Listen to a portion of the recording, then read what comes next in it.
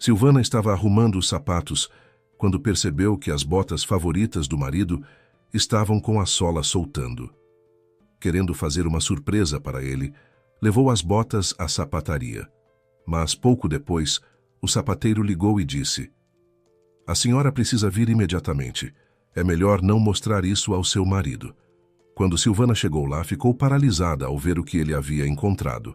Bem-vindos ao canal Recanto das Histórias. Aqui é o Léo, e hoje trago mais uma história para vocês. Antes de começarmos, escrevam nos comentários de onde estão assistindo.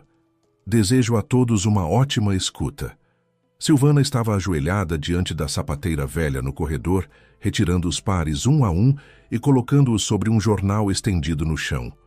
O sábado tinha amanhecido chuvoso.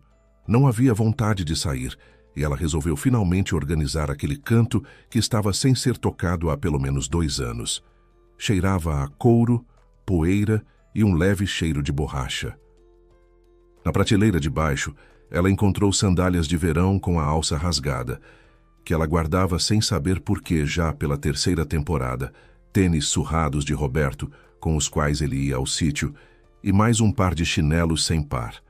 Silvana ia colocando as coisas inúteis em um saco de lixo e sentia uma estranha satisfação ao ver a prateleira esvaziar e ganhar fôlego. Na prateleira mais baixa, encostada na parede, estavam as botas de Roberto. Marrom escuras, pesadas, com solado grosso e costuras brutas na borda. Silvana as pegou e examinou. O couro estava desgastado até formar manchas claras nos bicos. Os cadarços tinham sido trocados por outros que não eram os originais, um pouco mais curtos do que o necessário, e a sola esquerda estava se soltando no salto, expondo uma camada de cola velha. Essas botas Roberto usava há tanto tempo quanto Silvana se lembrava de estar ao lado dele. Eles tinham se casado há 23 anos, e mesmo naquela época as botas já não eram novas. Roberto as calçava no outono e no inverno, ia com elas para o trabalho, para o mercado, para a garagem. Silvana tantas vezes sugerira comprar um par novo, chegou até a trazer um par da loja para casa, bom, de couro, forrado. Roberto experimentou, assentiu, colocou a caixa no armário e no dia seguinte saiu de novo com as velhas. Silvana ficou magoada na época, mas acabou se acostumando. Todo homem tem suas manias. Um não se separa de uma jaqueta, outro de um relógio. Roberto não se separava das botas. Ela estava prestes a jogá-las no saco de lixo, mas parou. A sola só estava soltando no salto, e o próprio couro, embora surrado, ainda era firme, resistente. Esse tipo de material, hoje em dia, nem se encontra mais. Vou levar à sapataria, pensou Silvana. Trocam o salto, limpam, talvez coloquem tacos novos. Roberto volta da pescaria no domingo à noite e as botas dele estarão como novas. Vai ficar feliz. Ela embrulhou as botas num saco, se vestiu e saiu. A sapataria ficava a 2 quarteirões, num porão de um antigo prédio residencial. Silvana já tinha ido lá algumas vezes, uma vez para trocar o salto, outra para trocar um zíper de uma bota. O sapateiro trabalhava sozinho, não era jovem. Tinha voz calma e mãos grandes. Chamava-se, pelo que ela lembrava, Seu Geraldo. Na sapataria cheirava a graxa, cola e algo levemente azedo, talvez couro, talvez umidade das paredes. Seu Geraldo estava sentado à bancada sob uma lâmpada de braço articulado, costurando a alça de uma sandália feminina. Levantou os olhos, assentiu. "Boa tarde. O que a senhora trouxe?" Silvana tirou as botas do saco e as colocou no balcão. "São do meu marido." "O salto está se soltando. Está vendo? Dá para colar?" Seu Geraldo pegou a bota esquerda, examinou, olhou por dentro, apalpou o salto com os dedos. "Dá. Mas aqui não é só colar. O melhor é tirar o salto inteiro e remontar. Veja, ele descolou por dentro. A cola nova não vai aderir sobre a velha, precisa lixar. Faça como for necessário", disse Silvana. "Quanto tempo leva?" "A senhora busca à tarde. Me deixe o número. Eu ligo quando estiver pronto." Silvana ditou o número, pagou metade do serviço adiantado e saiu. Lá fora chovia miudinho e ela entrou num mercadinho no caminho, pegou pão, leite, um pacote de queijo cottage e maçãs. Em casa, colocou a chaleira no fogo, ligou a televisão na cozinha como fundo sonoro e foi terminar de arrumar os sapatos. A vida seguia em seu ritmo normal de sábado, quieta, familiar, sem acontecimentos. O telefone tocou pouco mais de 1 hora depois. Silvana olhou para a tela. Número desconhecido. Pensou que era a sapataria. Alô, Silvana, é o Geraldo da sapataria. A senhora trouxe umas botas masculinas hoje. Sim, sim, houve uma pausa na outra ponta da linha. Silvana chegou a achar que a ligação tinha caído. Seu Geraldo, estou aqui. Silvana, a senhora precisa vir pessoalmente. Aqui, eu estava retirando o salto e dentro... Enfim, a senhora precisa ver isso primeiro. É melhor não mostrar ao marido. Venha, eu espero. Ele desligou sem aguardar resposta. Silvana ficou parada no meio da cozinha com o telefone na mão, tentando entender o que tinha acabado de ouvir. É melhor não mostrar ao marido. O que aquilo significava? O que se poderia esconder numa bota? Dinheiro, algum bilhete. Ela tentou imaginar e não conseguiu. A cabeça trabalhava depressa, mas nenhum pensamento se fixava. 10 minutos depois, ela já estava na rua, acelerando o passo. A chuva havia praticamente parado, mas a calçada brilhava e das poças vinha frio. Silvana não tinha pegado o guarda-chuva e só na metade do caminho percebeu que tinha saído com os velhos tênis desbotados, os primeiros que encontrara no corredor sem nem ter amarrado direito. Na cabeça, girava uma única frase do sapateiro, e ela a repetia uma e outra vez, descobrindo a cada vez algo novo na entonação. Não uma ameaça, não, mas algo mais parecido com desconcerto. Como se o próprio seu Geraldo não soubesse ao certo como lidar com aquilo. Ela desceu os degraus até a sapataria. A porta estava entreaberta. Seu Geraldo estava de pé junto à bancada, não sentado como de costume, mas de pé, com os braços abertos, como quem não sabe onde colocar as mãos. Sobre a bancada estava a bota desmontada. O salto havia sido retirado por inteiro e estava ao lado, virado de cabeça para baixo. E entre as camadas de couro e papelão, onde deveria haver apenas cola e enchimento, havia um vão. Pequeno, cuidadoso, como se alguém tivesse escavado propositalmente uma cavidade no salto grosso. Silvana se aproximou. As pernas ficaram pesadas, e os últimos 2 passos ela deu como se o chão pudesse ceder. No vão havia 3 objetos. Uma chave pequena, antiga, escurecida, com um dente simples, do tipo que serve para cadeados de garagem. Uma fotografia um pouco maior que uma caixa de fósforos amarelada e levemente dobrada nas bordas. E um papel dobrado em 4, também amarelado pelo tempo.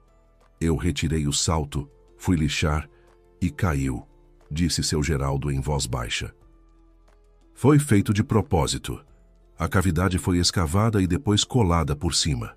Se a sola não tivesse soltado e o salto não tivesse descolado por dentro, nunca ninguém teria encontrado. Silvana pegou a fotografia. Os dedos tremiam e ela pressionou o cartão contra a palma para enxergar melhor. Na foto estava um homem de uns 35 anos, magro, numa jaqueta de trabalho, com olhos claros e um sorriso levemente torto, como quem se envergonha de ser fotografado. Atrás dele via-se uma cerca e o canto de um prédio de tijolos. Silvana o reconheceu imediatamente. Era seu pai, Antônio. Ela não via aquele rosto havia talvez 30 anos. Em casa não tinha sobrado nenhuma fotografia. A mãe havia destruído tudo depois do escândalo. Mas aquele rosto Silvana guardava como se o tivesse visto ontem. Os olhos, o sorriso, os pulsos finos que apareciam para fora das mangas da jaqueta. Quando era pequena, adorava segurar a mão dele quando iam ao mercado e se lembrava exatamente dos pulsos, magros, com os ossinhos salientes. Depois, ela desdobrou o bilhete. O papel era fino, quadriculado, arrancado de um caderno. As letras eram miúdas, irregulares, escritas aparentemente com pressa. No alto estava seu sobrenome de solteira e seu nome, e abaixo algumas linhas. Silvana. Se um dia você encontrar isso, saiba: eu não sou ladrão. Eu não os abandonei. Me forçaram a calar. A chave vai te levar à verdade. Perdoe-me por não ter podido te proteger antes. Papai. Silvana leu e releu, mais uma vez. As letras pulavam diante dos olhos, e ela fechou-os para se recompor. Depois abriu e leu de novo. Cada palavra estava no lugar. Não mudava, não desaparecia. Eu não sou ladrão. Eu não os abandonei. A senhora está bem? Perguntou seu Geraldo. Ele havia se afastado para perto da parede e ficara ali, de costas, dando espaço a ela. Silvana não respondeu. Olhava para a letra e tentava lembrar. A mãe havia jogado fora as fotos, mas algumas coisas Silvana tinha guardado por conta própria, escondidas na infância no sótão. Entre elas, havia cartões que o pai lhe dera nos aniversários. Ela se lembrava dessa letra. A inclinação para a esquerda, o D com o rabinho longo, o R com a alça pequena. E a assinatura sempre igual, curta. Papai. Não pai, não seu papai, apenas papai, com letra maiúscula. Era a letra dele. Não era de outra pessoa, não era falsificação. E nesse momento algo se moveu por dentro. Não quebrou, mas se deslocou, como um armário pesado que ficara no mesmo lugar por tantos anos que o chão havia afundado embaixo dele, e de repente alguém o empurrou e ele deslizou, revelando uma parede com papel diferente, com outro desenho, outra cor. Toda a história que Silvana conhecia desde a infância começou a se desfiar pelas costuras. O pai, Antônio.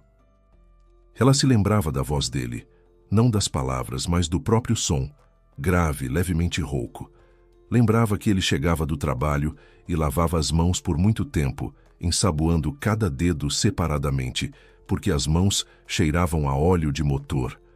Lembrava que ele a sentava nos ombros e ela se segurava nas orelhas dele, e ele ria e dizia: devagar, vai arrancar. E depois lembrava de outra coisa.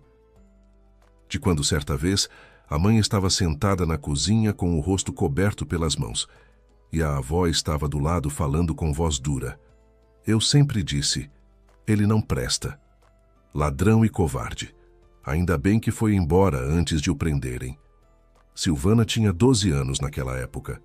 Estava parada no corredor de pijama, escutando. A mãe levantou a cabeça, viu a filha e disse com calma, sem lágrimas: seu pai não vai mais voltar. Esqueça. E Silvana esqueceu. Ou melhor, se forçou a esquecer. Na escola, quando perguntavam sobre o pai, dizia que ele não existia. Não que tinha morrido, não que tinha ido embora, simplesmente que não existia. Os colegas às vezes cochichavam pelas costas e Silvana sabia sobre o quê. No interior, as fofocas se espalhavam rápido. O pai era ladrão, tinha roubado o dinheiro da fábrica, tinha abandonado mulher e filha. Uma vergonha. A mãe, depois disso, como que petrificou. Trabalhava, cozinhava, lavava, ia às reuniões escolares. Fazia tudo o que era preciso, mas algo vivo havia saído dela.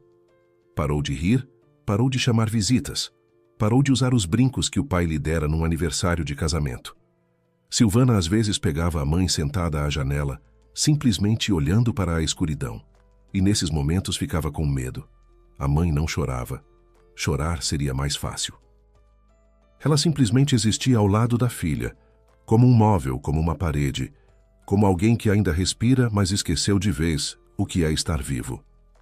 Silvana cresceu com esse peso, usou o sobrenome da mãe, porque depois do escândalo a mãe o trocara, e se envergonhou do sobrenome do pai como se fosse uma marca. Quando se casou com Roberto, assumiu o sobrenome dele com alívio, e pareceu que era isso, o último fio cortado. Não havia mais filha de ladrão. Havia Silvana, esposa, dona de casa, pessoa normal. No túmulo do pai, ela não havia ido nenhuma vez.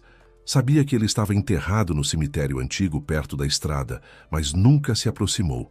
A avó dizia: não há nada para ir lá ver. Ele em vida não fez nada de bom e morto não merece.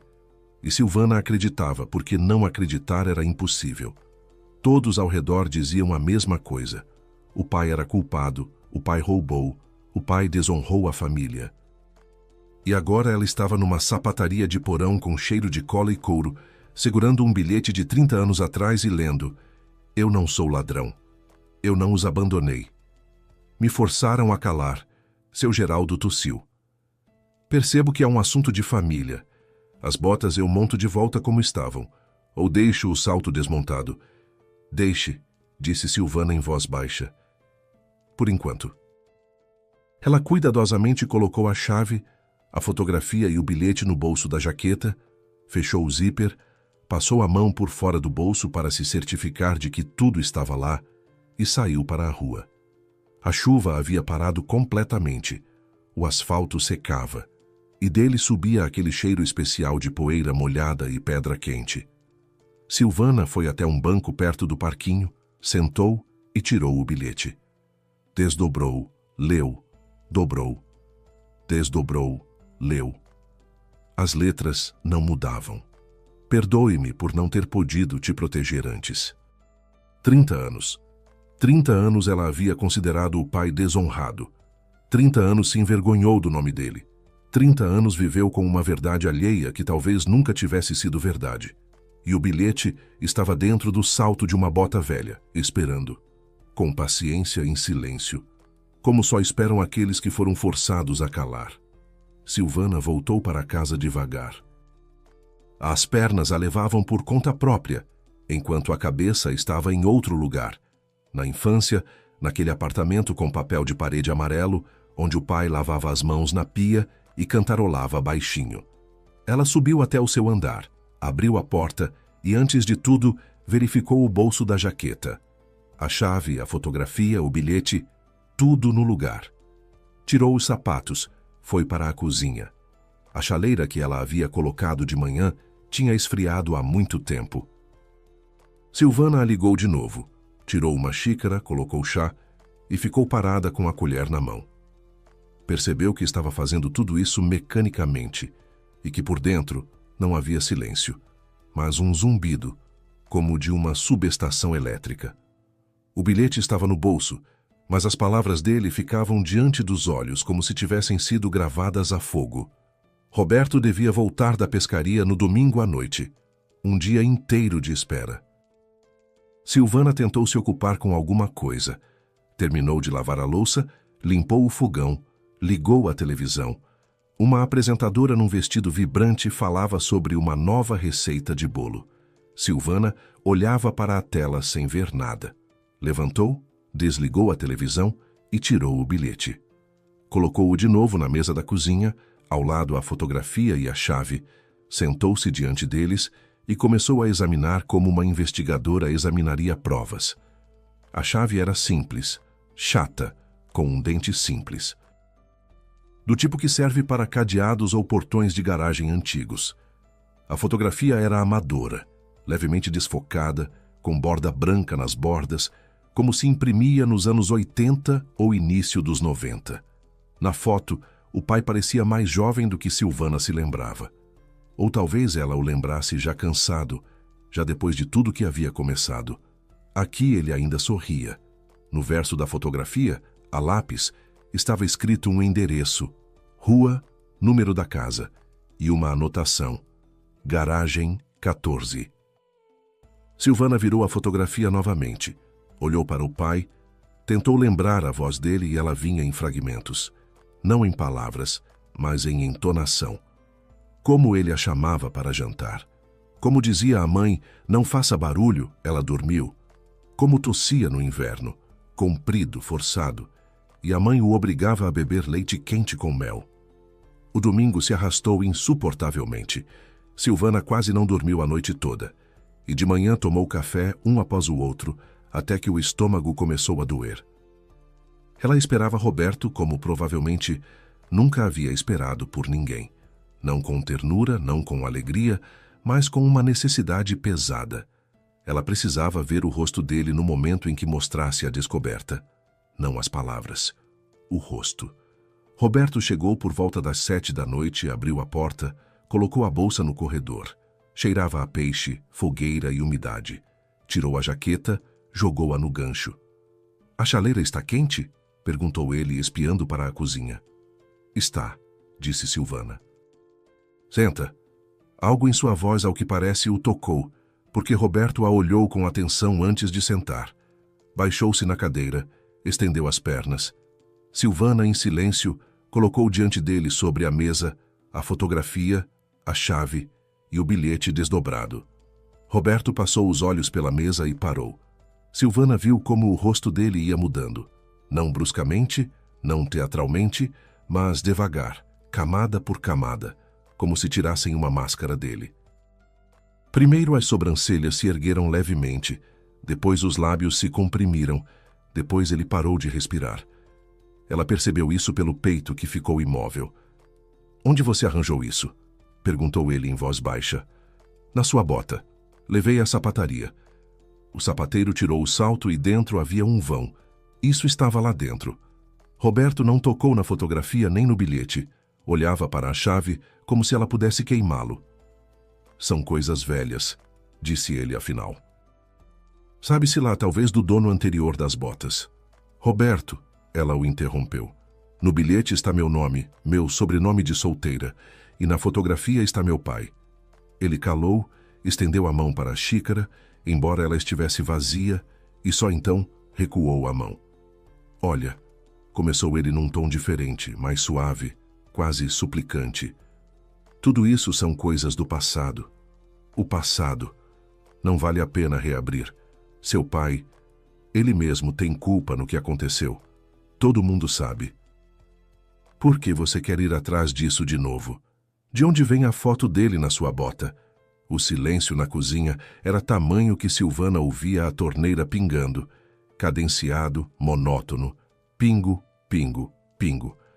Roberto ficou sentado com a cabeça baixa, depois passou a palma sobre o rosto, como fazia sempre que não sabia o que dizer. "São as botas do meu pai", disse ele com voz embargada. "Do Dirceu. Peguei-as depois da morte dele. Usava como lembrança." "Do seu pai", repetiu Silvana. "Nas botas do seu pai estava o bilhete do meu pai, com meu nome, com a chave. Me explique isso." Roberto ficou em silêncio por um tempo. Silvana não o apressou. Ficou sentada diante dele, com as mãos no colo, esperando. Lá fora escurecia, e a cozinha ia se mergulhando gradualmente na penumbra. Silvana não se levantou para acender a luz. Pareceu-lhe que no escuro seria mais fácil para ele falar. "Meu pai trabalhava na fábrica", começou Roberto, "na mesma onde trabalhava o seu." Eles se conheciam. Não eram amigos, mas se conheciam. O setor de suprimentos e o galpão eram perto um do outro lado do pátio. "Isso eu sei." "Você não sabe tudo." Ele fez uma pausa, depois continuou sem levantar os olhos. "O chefe de suprimentos na fábrica era meu tio Leôncio, irmão mais velho do meu pai." Silvana assentiu. Ela conhecia Leôncio. Não de perto, mas conhecia. Roberto a levava até ele em aniversários, em almoços de família. Um homem alto, de cabelos brancos, com voz alta, e o jeito de falar como se cada palavra sua fosse a verdade. Morava numa casa grande na periferia, andava em carro bom, patrocinava o hospital local e todo ano, no dia da cidade, ficava sentado na primeira fileira ao lado do prefeito. Um homem respeitado, o Leôncio. Roberto levantou a cabeça. Nos olhos havia algo que ela nunca havia visto antes.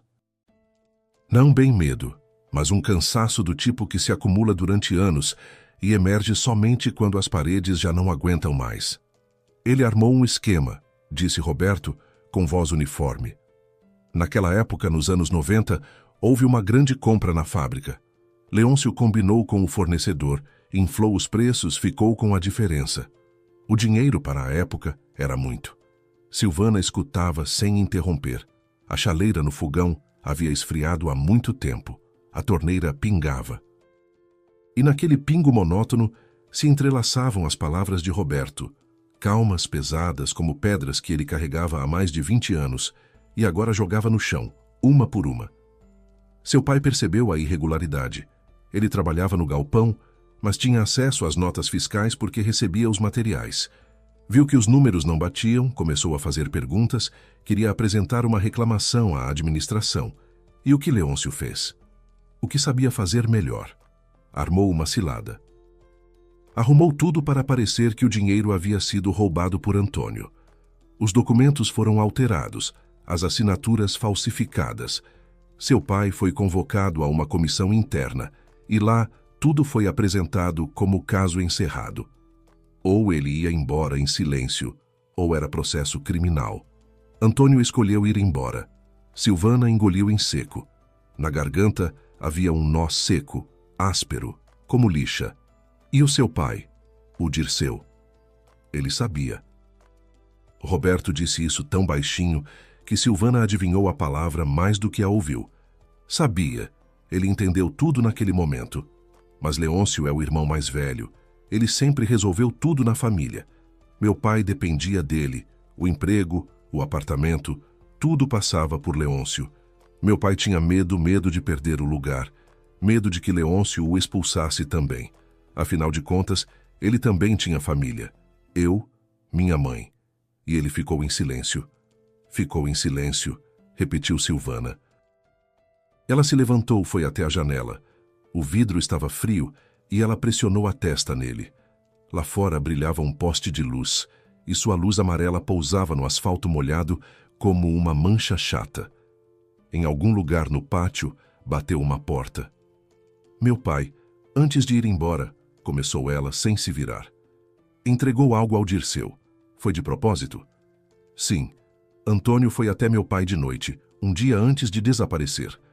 Trouxe a chave da garagem, onde guardava alguns documentos. O bilhete para você, a fotografia. Pediu para entregar à filha quando ela crescesse. Disse que um dia ela deveria saber a verdade. E o Dirceu não entregou. Não. Teve medo. Decidiu esperar. Depois passou 1 ano, 2, 3, e ele não conseguia mais. Quanto mais tempo ficava calado, mais difícil ficava falar. Escondeu tudo no salto da bota, colou e as usava todos os dias como se carregasse uma penitência. Minha mãe contava que, às vezes, ele acordava de madrugada e ficava sentado na cozinha, fumando um cigarro atrás do outro.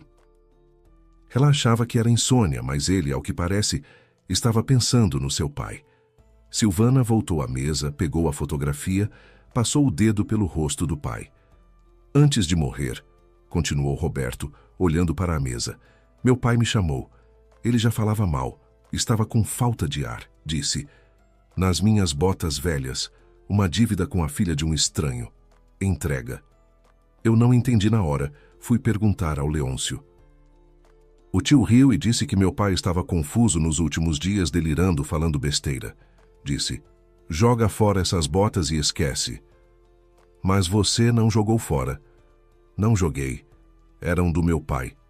Eu não conseguia. Mas também não verifiquei. Não olhei dentro do salto. Roberto não respondeu. Ficou sentado, com os dedos entrelaçados em silêncio. E naquele silêncio havia mais do que em qualquer palavra. Ele não verificou. Era mais fácil não saber, não mexer, não agitar. Mais fácil acreditar no tio do que no pai morto. Mais fácil viver ao lado de uma mulher que se envergonhava do próprio sobrenome sem se perguntar. E se não havia nada de que se envergonhar? 23 anos, disse Silvana. Somos casados há 23 anos. E todos esses 23 anos perto de você, Roberto, perto de você. Eu dizia que meu pai nos abandonou, que era um ladrão, que me envergonhava do sobrenome dele. Você se lembra de quando eu chorei quando minha mãe morreu e disse que ela não aguentou a desonra? Lembra? Lembro. Você ficou sentado ao lado e ficou calado. Me afagava a cabeça e dizia, isso ficou no passado. Não se torture. E no corredor estavam as botas com a carta do meu pai. Eu não sabia ao certo o que havia lá dentro. Você sabia que seu tio havia armado uma cilada contra o meu pai? Talvez não soubesse os detalhes, mas sabia que algo estava errado. Seu pai, antes de morrer, disse para você textualmente, uma dívida com a filha de um estranho. Isso não era suficiente para pelo menos perguntar. Roberto esfregou a testa com a palma da mão. Os dedos ainda estavam vermelhos do frio, mãos de pescador rachadas pelo vento. Eu tinha medo do Leôncio, disse ele. Você não entende. Ele a vida inteira. Ele resolvia tudo. Quem conseguia emprego, quem ganhava apartamento, quem tinha uma vaga. Na família, a palavra dele era lei. Minha mãe o obedecia, meu pai o obedecia, todos obedeciam. Eu também. Desde criança me ensinaram. O Leôncio sabe mais. O Leôncio tem sempre razão. Não incomode o Leôncio com bobagens. Cresci com isso. Não é justificativa, mas é uma explicação. Eu entendo, disse Silvana com calma. Você tinha medo dele. Seu pai tinha medo. Todos tinham medo. Mas, Roberto, você não ficou em silêncio sobre um assunto qualquer que não lhe dizia respeito. Você ficou em silêncio ao meu lado. Você via como eu vivia com isso, como eu me envergonhava, como não ia ao túmulo do meu pai, como eu me assustava quando alguém me perguntava sobre os meus pais. Você via tudo isso todos os dias e escolhia não ficar do meu lado. Você escolhia seu conforto. Eu não queria destruir a família. Que família, Roberto? Uma família em que a esposa vive na mentira. Isso não é família, é cenário. Ele ficou parado com os braços caídos, sem encontrar palavras. Silvana pendurou o pano de prato no gancho ao lado da porta do banheiro. Foi para o quarto, tirou do armário uma grande mochila esportiva e a colocou sobre a cama. "O que você está fazendo?" perguntou Roberto do corredor. "Estou juntando suas coisas. As camisas estão na gaveta de cima, a roupa íntima na de baixo. A jaqueta de inverno está no armário do corredor. Pegue. Os documentos estão na pasta na prateleira. Leve. Silvana, eu entrei com pedido de divórcio esta manhã, no advogado. O apartamento está registrado no meu nome. Você sabe." Roberto encostou no batente da porta. Não gritou, não discutiu, não ameaçou. E havia algo de definitivo nisso. Como se ele também soubesse que essa conversa mais cedo ou mais tarde aconteceria. E agora que aconteceu, resistir era inútil. "Não tenho para onde ir", disse ele em voz baixa. "Vá para o tio. Vocês combinam bem um com o outro." Era cruel, e Silvana sabia, mas ficar em silêncio ela não conseguiu. Por tempo demais todos ao redor tinham ficado em silêncio. O Dirceu, o Roberto, a dona Nina, o seu Fausto. "Chega." Roberto juntou a mochila e foi embora. Silvana ficou à janela e viu ele sair do prédio, atravessar o pátio com a mochila numa mão e uma sacola na outra. Ele não se virou. Entrou no carro, ligou o motor e foi embora. O pátio ficou vazio. No parquinho balançava no vento um balanço vazio, e o rangido era o único som no silêncio que se instalou. Mas antes disso, voltemos um pouco. Na manhã seguinte à descoberta, Silvana levantou antes de Roberto, fez café, bebeu de pé à janela. Quando ele saiu para a cozinha, sonolento, numa camiseta esticada, ela já estava vestida. "Você vai aonde?" perguntou ele. "Resolver umas coisas." "Silvana, vamos conversar direito. Eu entendo que você está chateada, mas eu não estou chateada. Vivi 30 anos numa mentira." "Isso não é chateação, Roberto, é outra coisa." Ele ficou parado no vão da porta e viu ela colocar a jaqueta. Quis dizer algo. Abriu a boca e fechou. Silvana fechou o zíper, verificou o bolso com as descobertas e saiu sem olhar para trás. No patamar ela parou e se encostou na parede. Fechou os olhos. A respiração estava agitada e ela se forçou a respirar mais devagar. 4 tempos para inspirar, 4 para expirar. Assim a ensinara uma amiga quando Silvana estava enterrando a mãe. Naquela época ajudou, agora, quase. Ela tirou a fotografia, virou. O endereço no verso, escrito a lápis, estava pálido, mas legível. Rua, número da casa, garagem 14. Silvana conhecia aquela região. Uma velha área industrial na periferia, fileiras compridas de garagens de tijolos construídas ainda nos tempos da ditadura. Algumas há muito abandonadas, outras ainda em uso, mas em geral silencioso e deserto por ali. Ela desceu, saiu para a rua e foi em direção ao ponto de ônibus.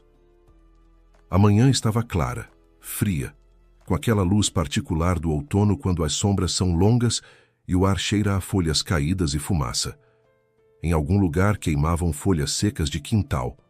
O ônibus chegou 10 minutos depois e Silvana sentou à janela, pressionando o bolso com a mão como se as coisas dentro pudessem desaparecer se ela parasse de senti-las. O ônibus a levou até o terminal, e dali, Silvana foi a pé. O caminho passava por um mercado antigo, há muito fechado, por uma caldeira com a chaminé descascada e adiante pelas longas fileiras de garagens que se estendiam ao longo de um muro de concreto. As garagens ficavam juntas, uma ao lado da outra, como caixas num depósito. A maioria dos portões estava enferrujada. Em alguns havia cadeados cobertos de ferrugem cor de laranja. Outros estavam entreabertos, sem cadeados, sem donos. Entre as fileiras crescia mato, que brotava pelo asfalto rachado, e perto da última garagem havia um carrinho virado sem rodas. Silvana andava ao longo da fileira contando os números. Alguns estavam pintados, outros marcados diretamente no tijolo. 10ª, 11ª, 12ª. A 13ª sem número, mas dava para perceber pela posição. A 14ª. A garagem de número 14 não se distinguia das vizinhas. Igualmente de tijolos, igualmente com portões de ferro cobertos de ferrugem, com um cadeado de sobrepor. O cadeado era velho, maciço, com o arco escurecido. Silvana tirou a chave do bolso, enfiou na fechadura e girou. O cadeado abriu na primeira tentativa, pesado com um rangido, mas abriu. O arco se ergueu e Silvana puxou uma das folhas do portão. As dobradiças rangeram de tal forma que lá no teto da garagem um pássaro se soltou e foi embora batendo as asas. Por dentro estava escuro e cheirava a poeira, umidade e algo azedo. Metal velho ou trapo engordurado. Silvana ligou a lanterna do celular e entrou. A garagem era pequena, uns 4 metros de comprimento. Ao longo da parede esquerda havia uma estante de madeira com potes vazios, rolos de arame e algumas ferragens. Na parede do fundo, uma bancada velha coberta por uma espessa camada de poeira e, ao lado, um banquinho com o assento afundado. No chão concreto, com rachaduras onde uma vez havia água e agora restava apenas uma crosta cinza. Sobre a bancada, mais perto da parede, havia uma caixa de papelão. Não grande, não pequena, mais ou menos do tamanho de uma caixa de sapatos, mas mais funda. O papelão marrom havia escurecido com o tempo e se deformado levemente nos cantos, mas a tampa estava fechada e até amarrada com barbante, cuidadosamente, com nó, como se amarra uma encomenda. Silvana colocou o celular com a lanterna virada para cima sobre a bancada para iluminar o espaço de trabalho e desatou o barbante. Os dedos não obedeciam bem, não pelo frio, mas pela tensão que vinha de algum lugar por dentro, do peito, e se descarregava nas pontas dos dedos como um leve tremor. Ela retirou a tampa e olhou para dentro. Em cima havia um caderno de capa quadriculada. Embaixo, uma pilha de papéis presa por um elástico. Ainda mais abaixo, envelopes, 5 ou 6, sem selos, mas com anotações. E no fundo, uma caixinha. Silvana tirou o caderno e abriu a primeira página. A letra não era de seu pai. Era outra, maior, com letras arredondadas. Ela folheou algumas páginas e entendeu. Quem escrevera era o Dirceu, pai de Roberto.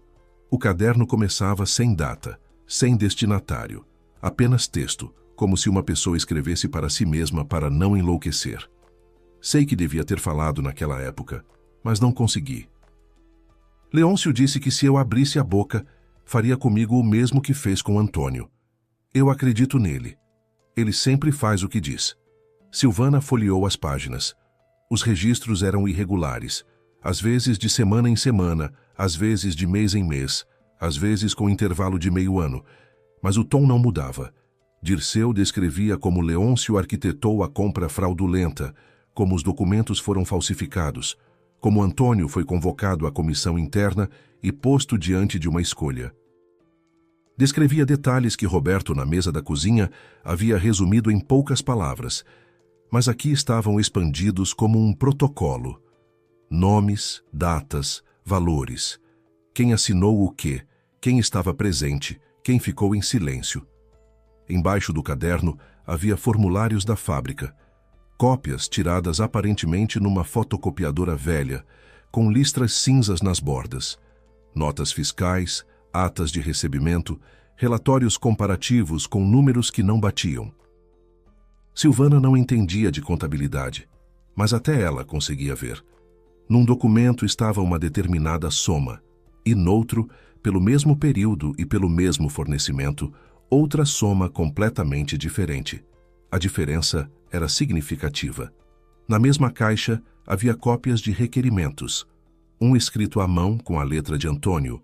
Solicito que se proceda a uma verificação quanto à divergência na documentação referente ao fornecimento no endereço. O requerimento estava sem número de entrada, sem carimbo. Claramente não havia sido aceito. Ou havia sido aceito e destruído. Silvana sentou no banquinho velho, colocou a caixa no colo e tirou os envelopes. No primeiro estava escrito: para a Silvana, quando crescer. Ela o abriu e de dentro caiu uma folha dobrada ao meio.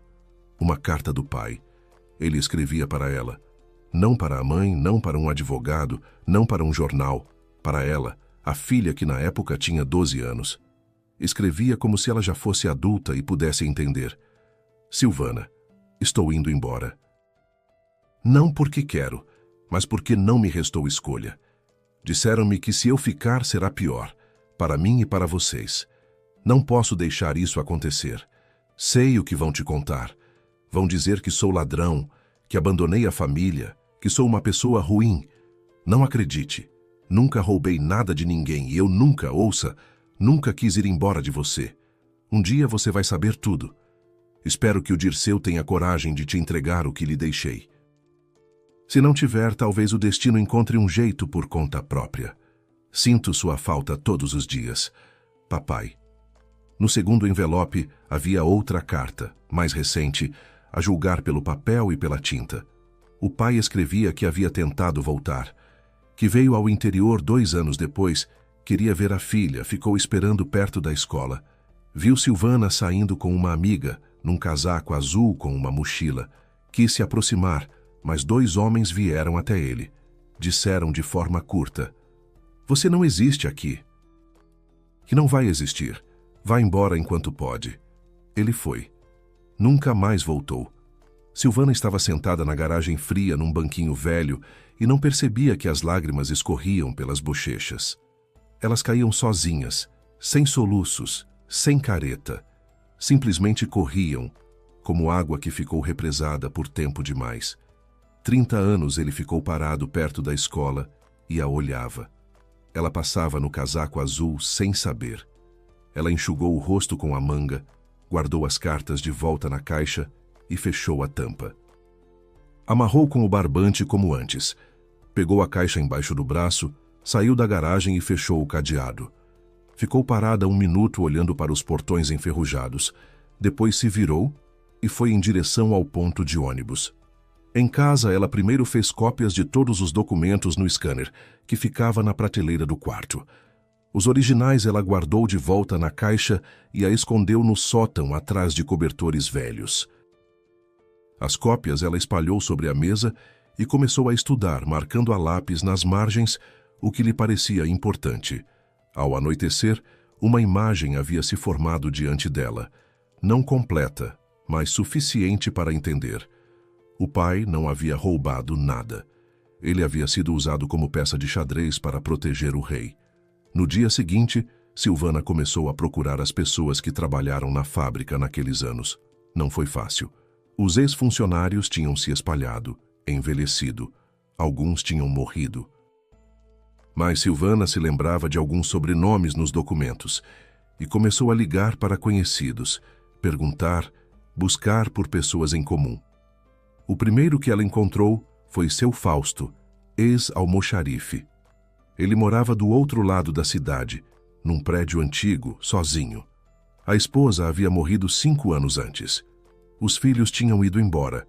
Quando Silvana ligou e se apresentou como filha de Antônio, houve silêncio na linha. Depois o velho disse: venha. Seu Fausto abriu a porta com uma calça de moletom e uma camisa xadrez. O apartamento era limpo, mas vazio. mobília velha. A televisão funcionava sem som. No peitoril havia um cacto ressecado num vaso rachado. Ele assentou na cozinha, colocou a chaleira e ficou em silêncio por um longo tempo, mexendo o açúcar na xícara. Eu sabia que um dia alguém viria, disse ele afinal. Antônio era um bom homem, calmo, trabalhador. É verdade que ele percebeu que os números não batiam. Veio até mim e perguntou: Fausto, você viu as notas fiscais daquela entrega? As somas são diferentes. Eu vi, mas fiquei em silêncio. Me faltavam 3 anos para me aposentar. 3 anos. Ele contou como Antônio foi convocado à comissão interna, como lhe apresentaram papéis nos quais tudo estava ajustado, para parecer que era ele quem havia assinado as atas fraudulentas. Como Antônio tentou explicar que não tinha relação com as compras, mas ninguém o ouvia. A comissão interna era uma formalidade. Leôncio já havia decidido tudo. E depois Antônio desapareceu, disse seu Fausto. Simplesmente não apareceu no trabalho. E todo mundo foi dizendo que ele havia fugido porque era culpado. E quem ia investigar? O Leôncio era o chefe. Ele tinha tudo no papel. Contra o papel não tem argumento. A segunda pessoa foi Dona Nina, ex-contadora da fábrica. Silvana a encontrou através da vizinha do antigo prédio. Dona Nina morava na casa da filha, num apartamento no 3º andar, num quartinho pequeno com um quadro de Nossa Senhora acima da cama e uma figueira na janela. Quando Silvana tirou as cópias dos documentos e as espalhou sobre a mesa, Dona Nina olhou e começou a chorar. Não discretamente, como quem chora de pena. Ela desatou em soluços, cobrindo o rosto com as palmas, de modo feio, de velhinha, com gemidos. As assinaturas, disse ela quando se acalmou, enxugando os olhos com um lenço. As assinaturas foram falsificadas. Nas atas de recebimento está a assinatura de Antônio. Mas não é a mão dele. Eu vi aquilo na época e vejo agora. Carrego isso há 30 anos. Poderia ter falado, deveria ter falado. Mas Leôncio me chamou no escritório e disse: Nina, sua filha está terminando o ensino médio. Vai precisar prestar vestibular. Seria uma pena se algo atrapalhasse. Eu entendi. E fiquei em silêncio. O terceiro foi Paulo, ex-mecânico, contemporâneo de Antônio. Morava no interior, em casa com quintal, criava galinhas e tinha horta. Recusou-se a vir pessoalmente, mas falou bastante ao telefone. O Dirceu, pai do seu marido, mudou muito depois daquela história, contava Paulo. Começou a beber, não em farras, mas assim, toda tarde, um pouco, mas toda tarde. E ficava repetindo uma frase: enterraram um homem de bem vivo. Achávamos que era de algum parente, mas ele devia estar falando do Antônio. Ele sabia e não aguentava carregar aquilo, e não tinha coragem de soltar. Você entende? Saber e não conseguir falar, e ter medo de falar. Isso foi o que o destruiu. Silvana anotava, memorizava, cruzava informações. A cada conversa, o quadro ficava mais claro, mais tridimensional. E onde antes havia uma parede sólida, o pai é ladrão, o pai é covarde, o pai é traidor. Agora havia uma brecha e através dela se via uma pessoa completamente diferente. Não um ladrão, mas alguém que havia sido sacrificado. Não um covarde, mas alguém que havia sido forçado a se calar. Não um traidor, mas alguém que ficara parado perto da escola e olhava para a filha de casaco azul sem poder se aproximar. Leôncio ficou sabendo da investigação de Silvana rapidamente. No interior não era tão grande e ele tinha olhos em todo lugar. 4 dias depois de Silvana ter se encontrado com Dona Nina, ele apareceu na casa deles. Sem ligar, sem avisar, simplesmente tocou a campainha à noite, quando Silvana e Roberto estavam na cozinha. Roberto abriu e deixou o tio entrar em silêncio, como se deixa entrar quem não se pode negar. Leôncio entrou com desenvoltura, tirou o casaco, pendurou no gancho. Não tirou os sapatos. Ele nunca se descalçava em apartamentos alheios, nem mesmo de parentes. Foi para a cozinha, sentou à mesa, colocou as mãos à frente, como numa reunião de trabalho. Então, Silvana, disse ele, conte-me o que você está fazendo. Acho que o senhor já sabe, ela respondeu. Sei. Me contaram. Você vai até as pessoas, mostra uns papéis, faz perguntas, escava o passado. Para quê? Porque o meu pai não era ladrão. Leôncio sorriu. Não com maldade, mas condescendente, como se sorri para uma criança que diz bobagem. Seu pai morreu há muitos anos. O caso está encerrado. As pessoas esqueceram. Para que reabrir? As pessoas não esqueceram. Eu não esqueci. Silvana. Ele baixou um pouco a voz. Sempre tive uma boa relação com você. Você é a esposa do meu sobrinho. Somos uma família. Entendo que você está magoada. Pai é pai. Mas não se pode viver do passado. Vamos combinar assim. Eu ajudo vocês financeiramente. Roberto faz tempo que quer trocar o carro. Posso disponibilizar uma quantia. Considere como meu gesto de boa vontade. E você para de ir às pessoas e de fazer barulho. Silvana o olhava em silêncio. Leôncio estava sentado ereto, ombros abertos, olhar tranquilo. Um homem habituado a resolver problemas, habituado a não receber negativas. Não, disse Silvana. Pense bem. Já pensei. Não. O sorriso se foi do rosto dele devagar, como água numa superfície inclinada. Os olhos ficaram duros, e Silvana pela primeira vez viu nele o que seu pai provavelmente havia visto 30 anos antes. Então me ouça com atenção, disse Leôncio com voz uniforme. Nas suas mãos estão cópias de velhos papéis, sem perícia, sem carimbo, sem validade jurídica. Você pode mostrá-los para quem quiser, mas nenhum tribunal os aceitará. E eu posso fazer com que todos vejam em você uma mulher ressentida que resolveu difamar um homem respeitado por causa de uma velha mágoa familiar. Uma histérica, uma louca. Não vou precisar nem me esforçar muito. Roberto estava sentado ao lado. Silvana se virou para o marido e o olhou. Ele estava sentado com a cabeça baixa, rodando uma colherzinha de chá entre os dedos. Não ergueu os olhos, não disse uma palavra. De novo o silêncio. De novo, uma cadeira vazia no lugar de uma pessoa. Roberto, disse Silvana em voz baixa, diz alguma coisa. Silvana, talvez realmente não valha a pena, começou ele sem levantar a cabeça. Ela não o deixou terminar, levantou da mesa, foi para o quarto e fechou a porta. Do outro lado, Leôncio dizia algo a Roberto em voz baixa, com segurança, como sempre. Silvana não ouvia. Ela tirou o celular e discou um número. Natália, uma jornalista do jornal local, Silvana conhecia através de uma vizinha. Jovem, determinada, com olhos firmes e o hábito de fazer perguntas que faziam as pessoas tropicarem nas palavras. Ela trabalhava na editoria de reportagens investigativas e não uma vez havia escrito sobre escândalos municipais. Natália, aqui é Silvana. Tenho uma história e documentos. Podemos nos encontrar? No dia seguinte, Silvana entregou as cópias a Natália e ao advogado que a jornalista havia indicado. O advogado, um homem seco, de óculos com armação fina, examinou os papéis por longo tempo, fez anotações e repetiu os detalhes várias vezes. Disse que para um processo criminal o prazo de prescrição havia passado, mas para uma repercussão pública os documentos eram suficientes, especialmente em conjunto com os depoimentos de testemunhas. Natália começou a trabalhar imediatamente. Entrou em contato com Dona Nina, com seu Fausto.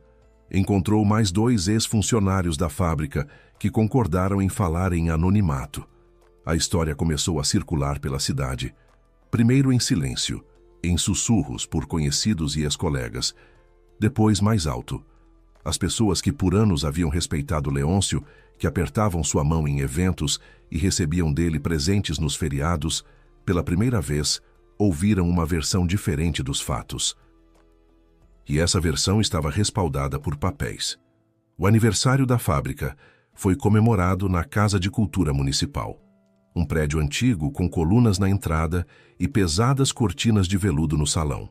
O evento vinha sendo preparado há tempo.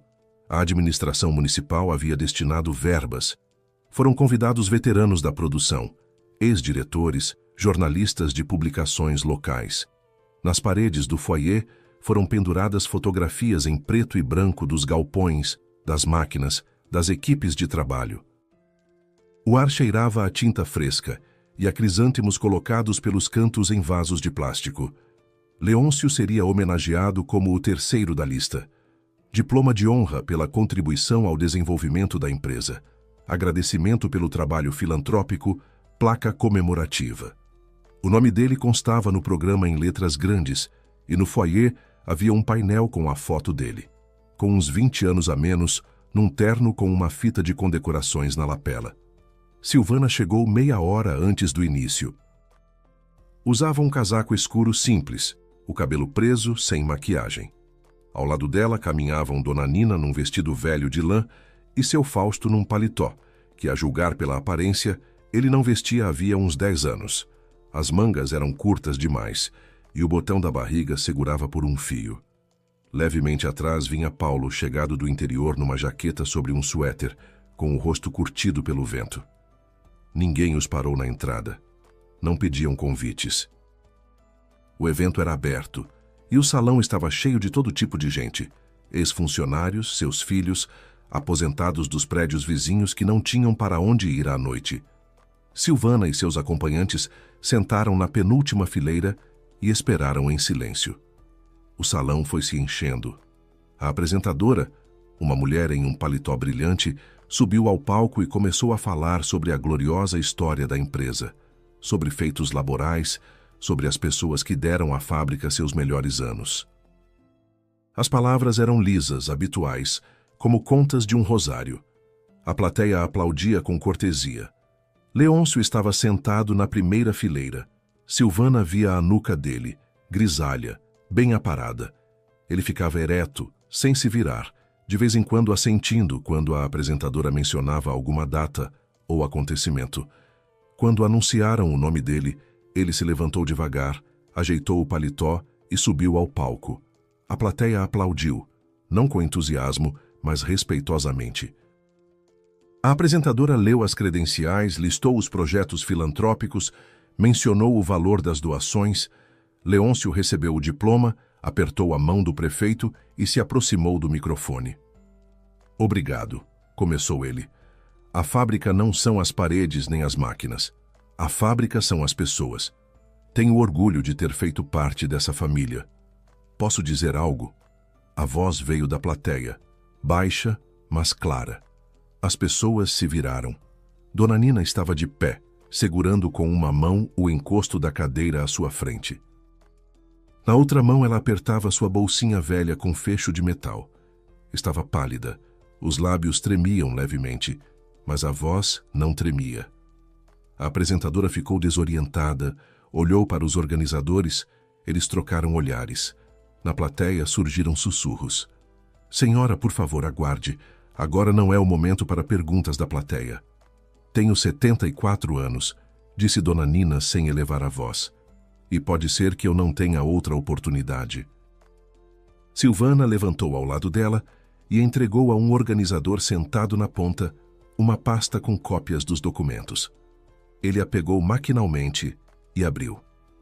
"Trabalhei como contadora nessa fábrica durante 26 anos", continuou Dona Nina. Ela não se encaminhou ao palco, falava diretamente da plateia, e a acústica do velho prédio levava sua voz até a última fileira. "Eu conhecia cada número, cada nota fiscal, cada assinatura. E eu sei que o homem acusado de roubo nessa fábrica 30 anos atrás, Antônio, não roubou nada. As assinaturas nos documentos foram falsificadas. Eu vi isso na época e fiquei em silêncio, porque tinha medo. No salão, fez-se silêncio. Não apenas silêncio, aquele tipo de silêncio que acontece quando 200 pessoas param de respirar ao mesmo tempo. Leôncio estava no palco com o diploma na mão, olhando para a plateia. O sorriso ainda permanecia no rosto dele, mas já não se segurava. Ia escorregando como o reboco de uma parede. Seu Fausto levantou-se a seguir. "Meu nome é Fausto, almoxarife do galpão número 3. Antônio veio até mim com as notas fiscais. Mostrou que as somas não batiam. Eu vi e também fiquei em silêncio. Me faltavam 3 anos para me aposentar." Depois Paulo levantou. "Eu trabalhava com um mecânico. O Dirceu, irmão mais novo de Leôncio, sabia da verdade. Carregou isso a vida toda e não aguentou. Eu vi como aquilo o destruiu. Na época não entendia por quê. Agora entendo. Leôncio colocou o diploma na tribuna e deu um passo em direção à borda do palco. É um absurdo, disse ele.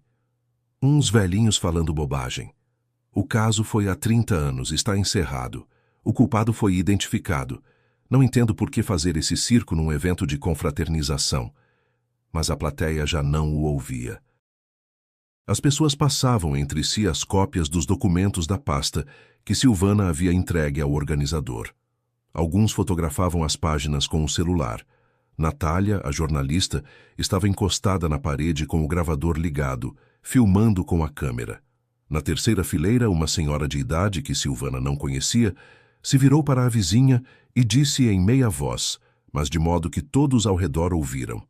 Eu me lembro do Antônio. Era um homem quieto, educado. Eu pensei na época, não parece ladrão. Leôncio ficou parado mais alguns segundos. Depois desceu do palco, atravessou o salão em direção à saída e as pessoas abriam passagem. Não por respeito, mas do jeito que se abre passagem para algo ao qual não se quer tocar. Na porta ele parou, se virou, quis dizer algo e não disse. Saiu. A porta se fechou com um baque surdo. Depois do evento, Natália publicou a matéria. O artigo saiu uma semana depois, não na primeira página, mas na segunda, com fotografias dos documentos e depoimentos das testemunhas. O título era contido, sem sensacionalismo, mas suficiente. 30 anos de silêncio. Como um operário, foi transformado em ladrão. O artigo foi republicado na internet e em 2 dias acumulou mais visualizações do que qualquer outro material do jornal no último ano. Para Leôncio, aquilo não foi um processo judicial. Foi uma destruição da reputação. Um processo pode ser contestado, pode ser apelado, pode ser contratado um advogado. Mas quando os vizinhos param de cumprimentar, não há recurso possível. A foto dele no quadro de honra do antigo prédio administrativo da fábrica foi retirada 3 dias após a publicação. O prefeito, que na semana anterior lhe havia apertado a mão no palco, parou de atender as ligações. O hospital que ele patrocinava devolveu sua última transferência com uma carta gentil. Uma auditoria no seu fundo filantrópico foi iniciada, e em seguida surgiram perguntas sobre outros negócios seus, mais recentes, mais frescos. Descobriu-se que um homem que 30 anos antes havia falsificado documentos na fábrica não havia parado numa única fraude. Simplesmente antes ninguém olhava com atenção. Os que ontem se sentavam à mesma mesa com ele nos banquetes agora atravessavam para o outro lado da rua. Nem todos. Alguns ainda ligavam discretamente tentando descobrir se era verdade, mas nenhum ficou ao lado dele e disse: "Estou com você." Leôncio estava acostumado com o respeito como o ar que se respira, e perder aquilo se mostrou para ele mais assustador do que qualquer multa. 3 dias após a publicação, Silvana estava na cozinha lavando a louça quando Roberto apareceu na porta. Ela enxugou as mãos devagar, sem se virar. "Quero tentar explicar de novo", disse ele. "Sei que não tenho direito, mas preciso que você ouça. Já ouvi, Roberto. Silvana..." A decisão não mudou. Ele ficou parado no vão da porta por um longo momento, como se esperasse que ela acrescentasse algo. Mas Silvana se virou de volta para a pia. Não havia mais nada a dizer. Ele saiu em silêncio, e o som dos seus passos no corredor foi se apagando devagar. Uma semana depois, Silvana soube por conhecidos em comum que Roberto havia de fato ido para a casa do tio. Mas Leôncio estava às voltas com seus próprios problemas. Auditorias, convocações, ligações de advogados. Roberto ficou 2 dias lá e foi para o sítio. Os parentes que antes se reuniam na casa de Leôncio nos feriados, agora faziam questão de se manter longe da família em torno da qual havia se instalado um escândalo. Ninguém queria estar por perto quando as perguntas começassem. Silvana vivia sozinha. Os primeiros dias foram incomuns, não pesados, mas incomuns. O silêncio no apartamento, que antes era preenchido pela televisão de Roberto, pela tosse dele de manhã, pelo barulho da barbeadora no banheiro, agora apenas o relógio na parede e a torneira que continuava pingando. Silvana chamou um encanador e ele trocou a vedação em 15 minutos. A torneira parou de pingar e o silêncio ficou completo. Mas esse silêncio era diferente. Não vazio, mas limpo. Como um cômodo de onde finalmente retiraram velhos móveis empoeirados e as paredes se revelaram mais claras do que pareciam.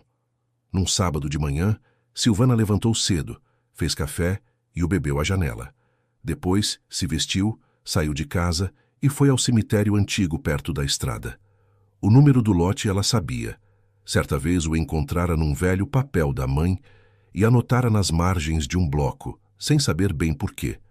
O cemitério estava quieto, com matagal, com trilhas estreitas entre as grades. As árvores já estavam quase sem folhas, e as folhas amarelas cobriam os caminhos como um tapete denso. Cheirava a terra molhada e erva murcha. Silvana foi caminhando pelas filas, lendo os sobrenomes nas lápides, e encontrou a grade que procurava num canto distante perto do muro. O túmulo era simples, uma pedra cinza baixa com nome, sobrenome, datas. A grade estava torta, por dentro crescia mato. Ao lado um arbusto de roseira ressecada, que alguém, ao que parecia, havia plantado tempos atrás e há muito deixara de cuidar.